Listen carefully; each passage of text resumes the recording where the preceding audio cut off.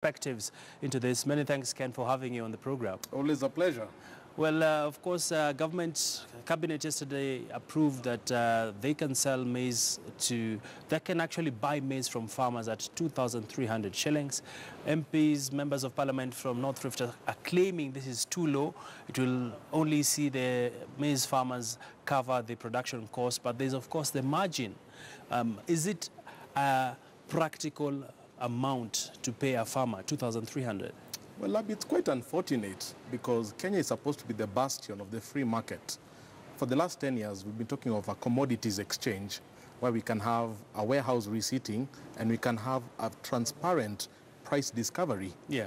Rwanda has implemented a commodity exchange. Ethiopia has implemented a commodity exchange. Kenya is still lagging 10 years on because these things should not be set in a cabinet meeting. It should really reflect supply and It's demand. actually coming to that, yeah. Exactly. So for me, it's unfortunate that Kenya is the biggest economy in the region, the gateway to the financial sector, yet in something as basic as maize, we still have prices being set at the cabinet level. And the farmers are saying, first of all, can we have a free market? And second of all, 2,300, when the government was importing at 3,600, it seems to be quite a disparity. So I really think I know the warehouse receipting is in the second reading in the National Assembly, but why it has taken us so long to get to a more transparent pricing mechanism is something a lot of people don't quite understand. All right. But Ken, some would argue that 2,300 is just a better deal rather than having maize locked up in your warehouse in your village. Right. What is your take really on the ideal price that we should have, as much as we are yet to have commodities exchange and factoring all aspects that go into production of maize? Is there a figure we can play with?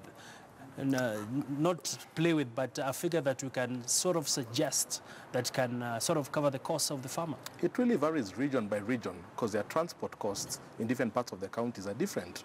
The fertilizer costs are also very different. So it's really hard to say that this should be it. And that's the beauty of a free market, that it should be more of a let the forces of supply and demand tell you what the right price is. Let it not be an individual who tells you. So I think that's what the farmers are trying to encourage the government to really think about. It might be higher, it might be even lower sometimes, but people want to have a more transparent price signaling mechanism.